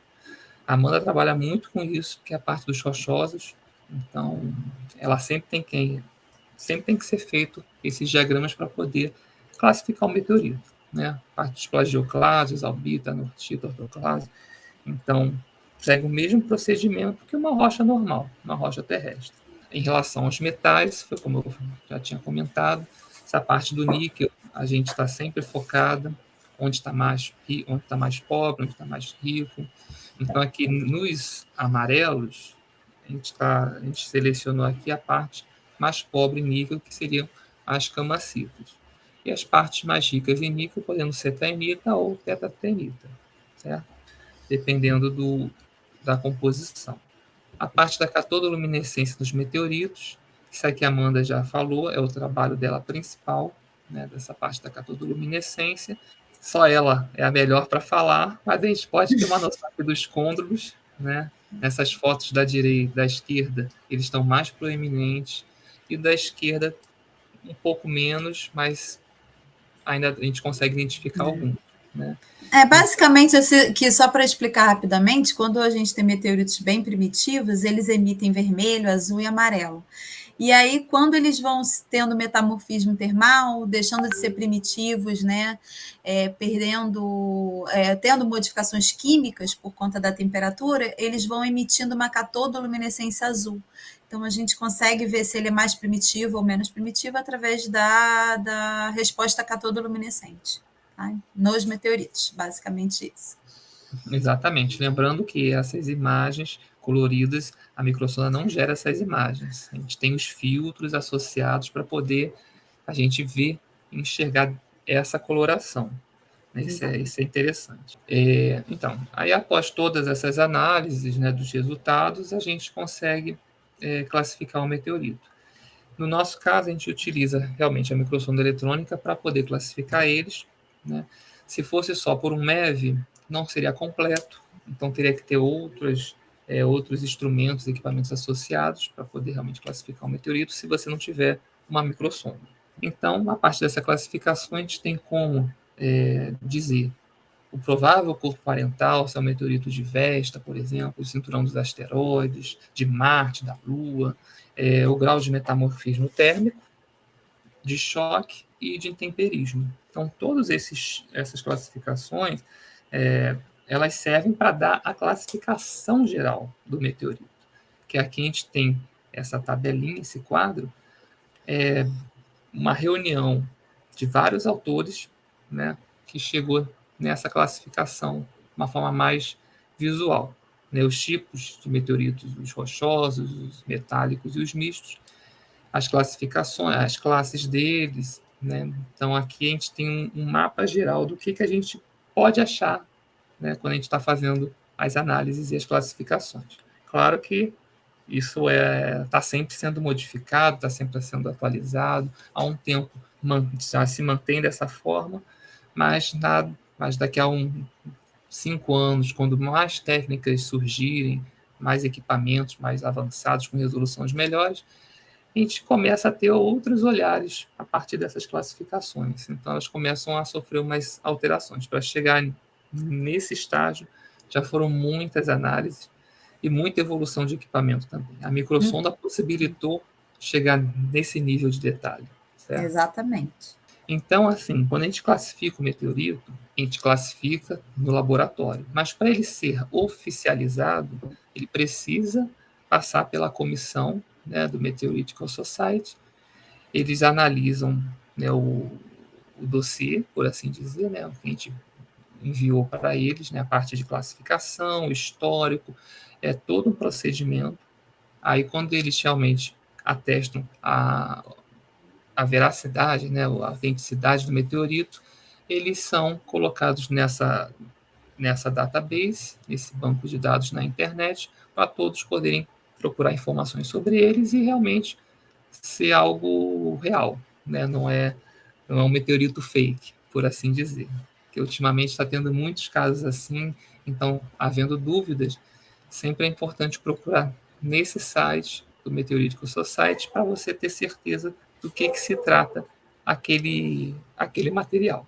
Então, assim, o nosso laboratório do LabSonda, associado ao Museu Nacional, setor de meteorítica, já classificou vários meteoritos brasileiros, né? Até agora nós temos em torno de 90, né, vindos do Brasil, né?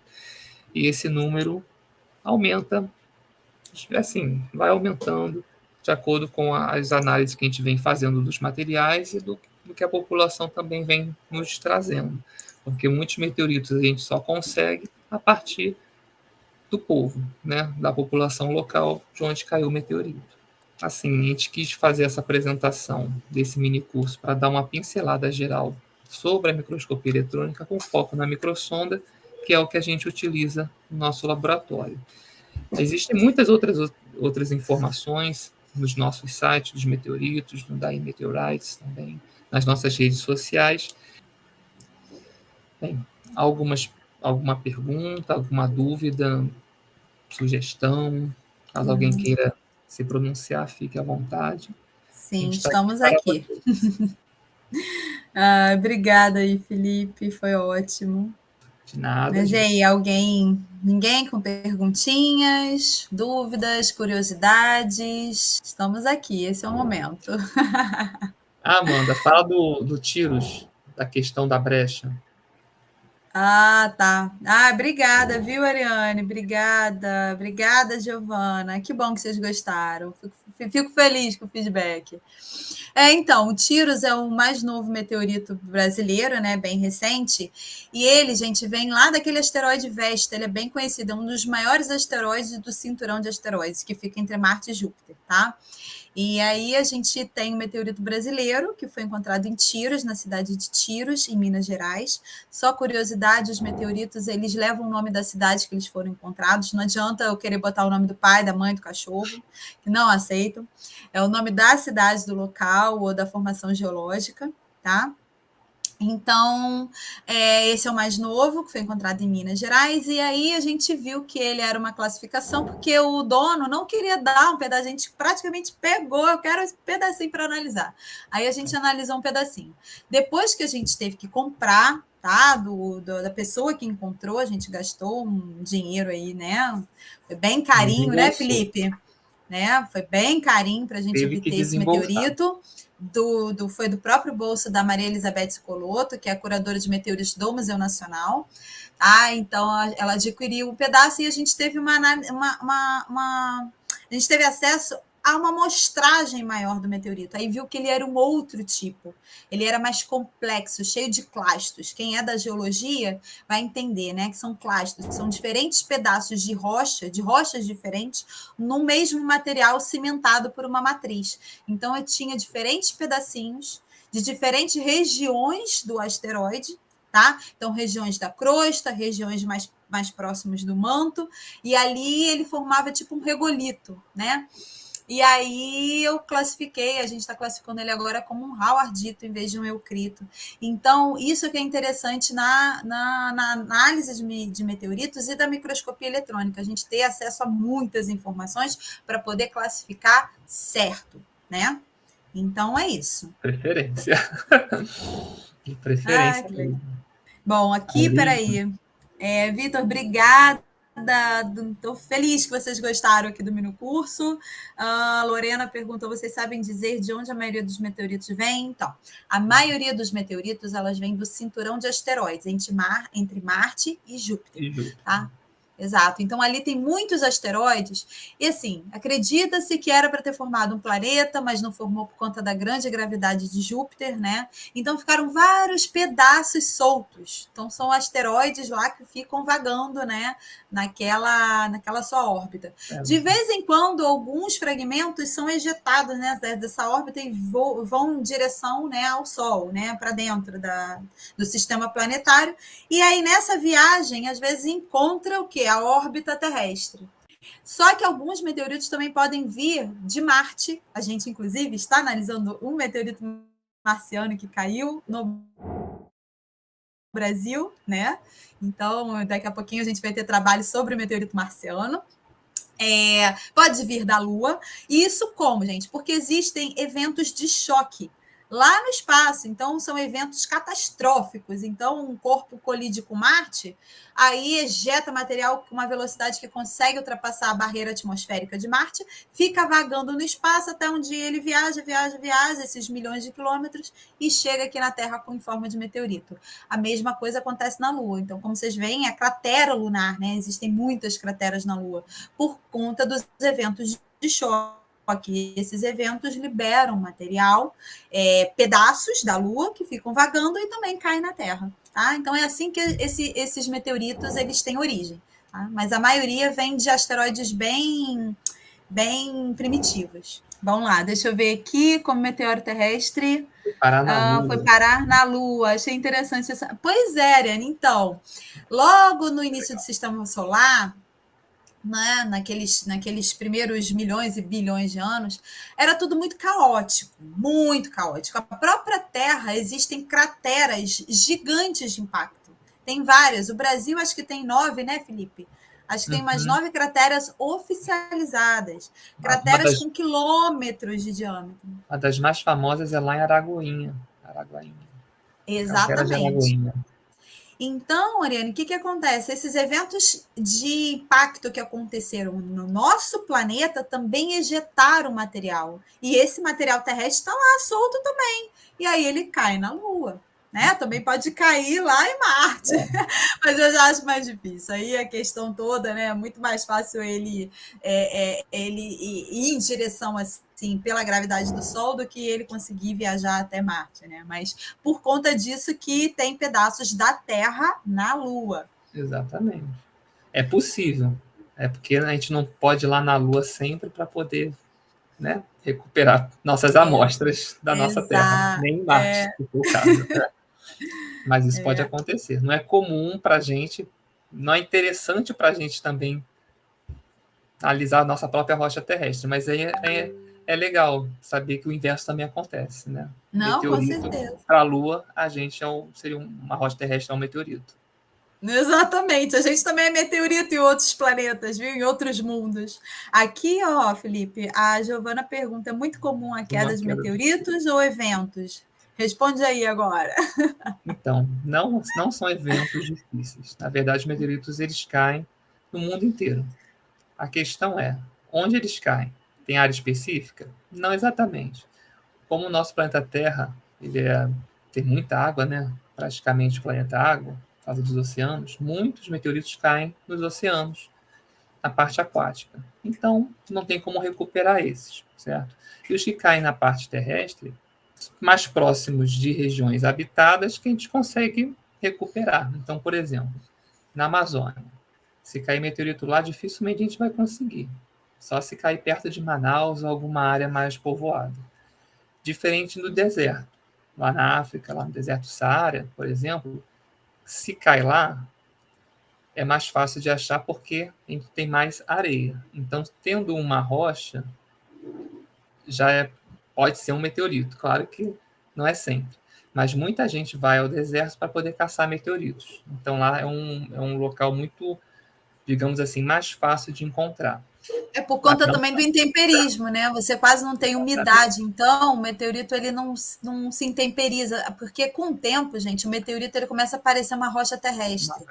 Quando não é metálico, quando ele é rochoso, pouquíssimo tempo com a chuva, com contato com a terra, com o mato, tudo.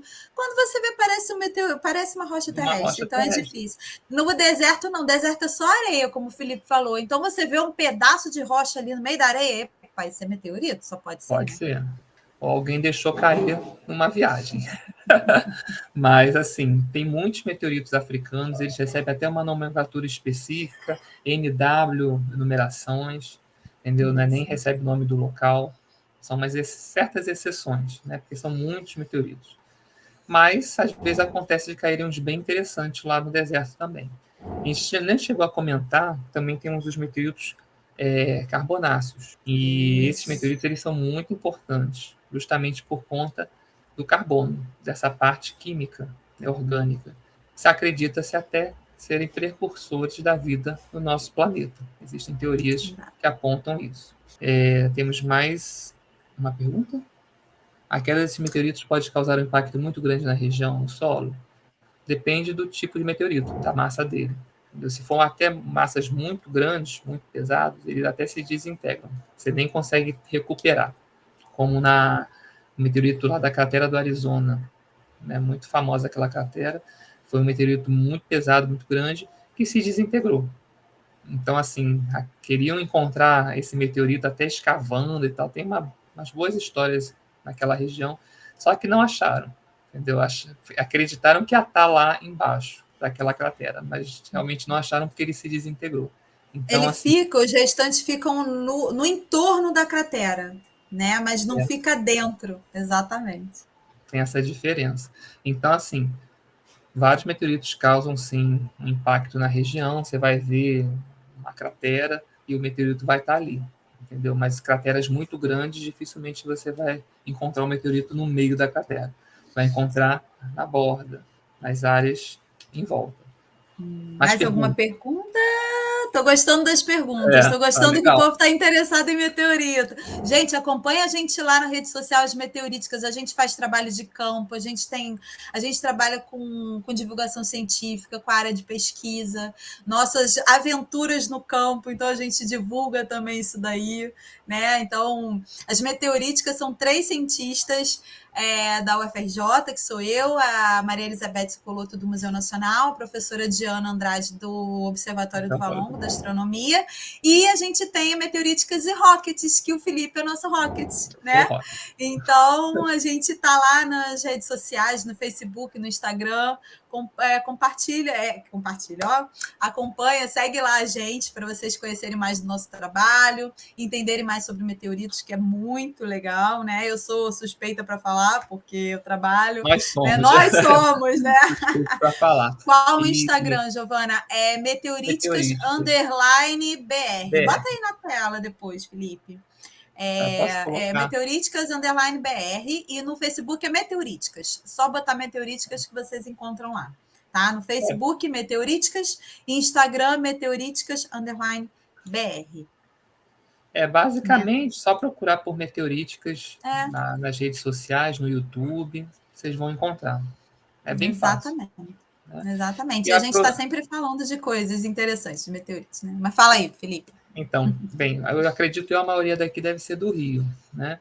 Então, quem quiser aproveitar para conhecer um pouquinho mais do nosso trabalho, vocês podem fazer uma visita lá no planetário, lá na Gávea, que está com uma exposição da Gênese ao Apocalipse, que foi recriada a partir da exposição que estava no Museu Nacional, antes do incêndio. Pegar fogo. Então, assim... exatamente a exposição. Desculpa te interromper, Felipe, só para o pessoal saber. Exatamente a exposição que estava no Museu Nacional quando pegou fogo, a gente colocou, né, as Meteoríticas e os Rockets colocaram essa exposição lá no Planetário da Gávea, tá? A mesma exposição. Então, tem meteoritos lá do jeitinho que estava no Museu Nacional. Que estava no museu. E, claro, com os extras a mais, né? Tem umas surpresinhas lá também. Então, eu recomendo vocês irem lá no Planetário. Tem dia que é gratuito, certo? Então, assim, é só vocês irem lá. Tem que estar com a vacinação em dia para poder entrar mesmo no prédio do Planetário. Tá bom? Já encontraram algum meteorito mais especial? O Daniel está perguntando. Com algum elemento não necessariamente inédito, mas que seja bem raro de achar aqui na Terra? Achou? Não, então... Não, assim, o inédito, o que acontece, gente? Como vocês viram na classificação, existe uma gama, né, de tipos de meteoritos. Mas, assim, nenhum com uma composição química muito específica, elemento químico. Tem gente, obviamente, que aqui não é mais criança, adolescente, que não tem muita noção da ciência, né, ainda, pergunta, vocês já descobriram elementos químicos diferentes nos meteoritos que não existem na Terra? Não, gente, praticamente os mesmos elementos químicos, né? Mas a mineralogia é diferente, tá? Então, por exemplo, ferro-níquel puro, porque qual a diferença da Terra? Você quase não encontra ferro puro, tá sempre associado com oxigênio, tá? Então, a gente vê ferro e níquel puro tipo aço numa rocha, a gente já bate o olho a meteorito, tá? Por quê? Porque é muito difícil ter na Terra a associação ferro-níquel puro sem oxigênio. Tá? Então, existem algumas diferenças, tá, na mineralogia dos meteoritos que faz a gente crer logo de cara que já são meteoritos. Tá? Essa parte é até legal, somente os metálicos, por conta dessa questão da argamacita e taenita. Não são, assim, a gente fala como mineral, mas não são bem minerais, são fases. Porque na metalurgia, elas são associadas à fase da austenita e... Exato. Eu esqueci o nome. Cadê o pessoal aí de engenharia de materiais? Esqueci agora. Ou da metalurgia. Ai, meu Deus do céu. Também. Só estou lembrando da austenita. A austenita que seria mais chique em níquel que a taenita. E a da camacita também associada a uma fase da metalurgia. Né?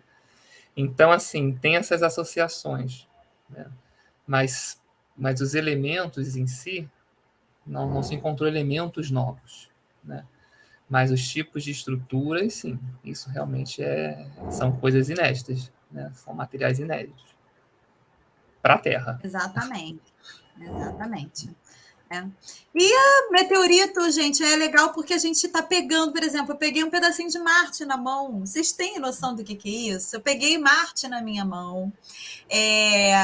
Você pegar um meteorito primitivo, que eu cheguei a mostrar com aqueles côndrulos, gente, olha que legal isso.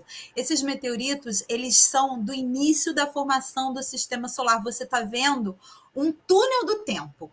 Do jeito eles se formaram, bem no iniciozinho, eles têm 4,56 bilhões de anos. Então, eles se formaram logo que o Sol, ali tinha um proto-Sol se formando, aí começaram a se juntar nuvens de gás e poeira, formaram os primeiros materiais sólidos, né? Os primeiros corpos planetesimais, e ali muitos corpos ficaram do jeitinho que eles foram formados. Eles não se transformaram em corpos maiores, dando origem aos planetas, porque o nosso planeta Terra ele já foi um corpo com côndrulo, né? Só que ele foi aumentando o corpo, tendo metamorfismo termal por pressão, temperatura.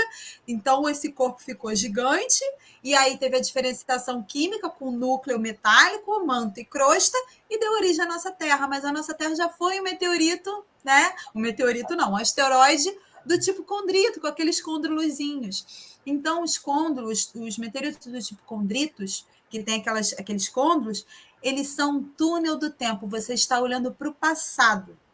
Então, é muito legal e é por isso que eles são importantes para a gente entender como o sistema solar foi formado.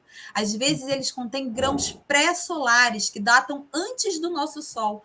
Por exemplo, aquele grafite, né, a inclusão de grafite, como o Felipe mostrou, a gente não datou, não fez nada, mas é possível que ele seja um grão antes do nosso Sol, de uma estrela que existia, explodiu como uma supernova, ejetou material para o espaço, para o meio interplanetário, e depois o nosso Sol veio desse material, né, que ficou ali, ele começou a se juntar, formar o protossol, e ali todos os elementos químicos da outra estrela, né, o material, as poeiras e tal, começaram a se juntar e formar o que a gente tem hoje de asteroides e planetas, luas e etc.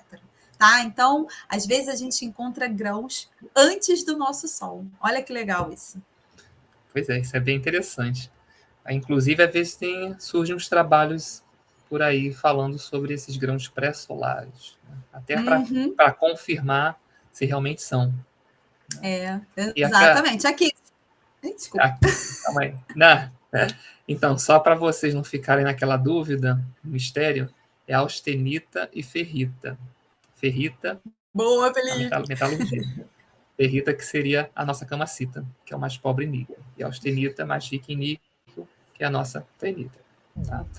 Então, uma pergunta clássica: qual a diferença entre meteoritos e asteroides? Bem, para ser meteorito, ele tem que estar na Terra, ele tem que ter caído no chão. Então, basicamente, meteorito é quando você já tem a rocha, o material que veio do espaço aqui na nossa Terra, no chão. Né? E o asteroide são aqueles corpos que estão pelo espaço, estão vagando, mas como no cinturão de asteroides tem uma órbita que eles seguem. E às vezes eles se desprendem e vão parar aqui na Terra. Então, assim, o asteroide é uma massa sólida, certo? A diferença dele para o cometa também sempre cai nessas questões, é porque o cometa ele é formado por gás e poeira. Então, ele pode ter um núcleo muito pequeno, mas ele é formado mais por materiais desintegrados. Então, por isso que a gente vê, às vezes, aquele cometa com aquela cauda gigantesca, né? Que o Sol, a luz solar incide naqueles materiais em suspensão e cria aquele brilho, certo? Diferente do asteroide, que não tem esse brilho. Na verdade, o rabo, né, aquela cauda do cometa, é aquele gelo que vai derretendo quando ele passa perto do Sol. Ele não tem aquilo ali sempre, né, Felipe? Então, quando ele passa perto do Sol, ele forma aquela cauda que é o gelo, né, indo embora, né? Então, forma aquela cauda, o asteroide, ou o cometa. Aí, só para complementar a explicação do Felipe, o meteorito ele foi um asteroide. A maioria deles foi um asteroide. Quando ele não vem da Lua ou de Marte, ele veio de um asteroide. Então, o meteorito foi um asteroide que viajou até a Terra, um pedaço dele, não um asteroide inteiro, tá, gente? Geralmente é um fragmento desse asteroide por eventos de choque lá no espaço. Teve um choque, o asteroide desprendeu um pedacinho, esse pedacinho voou, né? Viajou até a Terra. Aí, quando ele entra na atmosfera da Terra, ele vira meteoro. Tá? O meteoro é aquele Exatamente. fenômeno luminoso que a gente sempre vê umas imagens lindas, né? Aquela estrela cadente, que a gente conhece como estrela cadente. Então, a estrela cadente é um meteoro. Quando a atmosfera não consegue barrar totalmente a entrada desse pedaço rochoso na atmosfera, quando esse material consegue sobreviver à atmosfera, porque a atmosfera vai queimando esse material, né? A maioria desse material que entra, ele é totalmente queimado. Quando esse material tem corpo, massa suficiente para sobreviver à entrada na atmosfera, ele cai na Terra em forma de meteorito. Então, antes ele era um asteroide, entrou na atmosfera, fez aquele brilho lindo, estrela cadente, é meteoro, sobreviveu à passagem da atmosfera, cai na Terra, recuperado no solo, é meteorito, tá? Basicamente, essas são as definições para esses termos que geram muitas dúvidas, né? Às vezes a gente vê na televisão, nas reportagens, sempre tem umas confusões em relação a isso. Mas a gente sempre tenta clarear essas ideias para passar a informação mais correta para o nosso público, né? Para todos, né? Porque o nosso público é a sociedade, então todo mundo. Aí. E a gente depende de vocês também para poder seguir com os nossos trabalhos, porque dificilmente o meteorito vai cair aqui no Rio de Janeiro, do lado da nossa casa. Então, geralmente é mais para o interior do país e quando a gente tem sorte, perto de alguma cidade. Na verdade ele cai, gente, em qualquer lugar, né? Mas eu não sei porquê, né, Felipe? A Beth já falou isso. Parece que tem atração com o interior, com cidade pequena. Não tem nenhum meteorito chamado Rio de Janeiro. Já reparou isso? Ainda não. O Rio do tamanho que é. Pois Quem sabe? Gente, Gosta fiquem de olho no céu, hein? Eles não são muito, não querem ser muito famosos, não. Isso é verdade. Pois é. Mas e aí, gente, mais alguma pergunta? Gostei que a gente manteve aqui a audiência legal, o pessoal ficou interessado nos meteoritos. Fiquei muito feliz com isso, viu? Acesso ao que caiu em Minas, se foi esse que a gente comentou, sim, que foi o de Tiros. Mas está falando de recente? Eu acho que foi aquele meteorito que caiu um mês atrás, Felipe. Aquele meteorito não, meteoro, que foi bem divulgado. Lembra? Aquele meteoro que caiu lá em Patos de Minas. A gente tem uns amigos, né? Que a gente tem uma rede aí bem, bem grande de observadores, astrônomos amadores, pessoal apaixonado, né? Por meteoritos, astronomia, observação. E eles chegaram a fazer uma incursão lá naquela região que provavelmente caiu um meteorito, mas até agora não foi encontrado nada. Se é em relação a esse evento do meteoro de um mês atrás, né? Ainda não temos, mas estamos na torcida. Pois é, ultimamente tem caído vários, né? Foi lá no sul, esse de Minas, teve outro no Nordeste, mas ninguém achou. Se achou, não entraram em contato. Entendeu? Mas. E a gente está na torcida que seja até um carbonáceo, né? Como o Felipe falou, gente, carbonáceo é o menina dos olhos agora, porque eles têm material orgânico e eles estão muito na discussão sobre a origem da vida na Terra, né? Porque eles têm aminoácidos, eles têm matéria orgânica que dão origem a proteínas, a formadores de RNA. Então, assim, tudo que é possível formar a vida, né? A matéria-prima básica para formar a vida é encontrada em alguns meteoritos carbonáceos. Então, é por isso que agora o meteorito carbonáceo virou menina dos olhos, né? Por conta dessa discussão, tá? Então, fiquem de olho aí, daqui para frente, muito material, muita discussão a respeito de meteorito carbonáceo, origem da vida, né? A discussão agora na astrobiologia, né? Tá em evidência por conta disso. Né? Muito legal o tema. Cada ano que passa, são mais descobertas que estão sendo feitas. Então, daqui a 5 anos, a gente já deve ter alguns resultados bem legais sobre isso. Exatamente.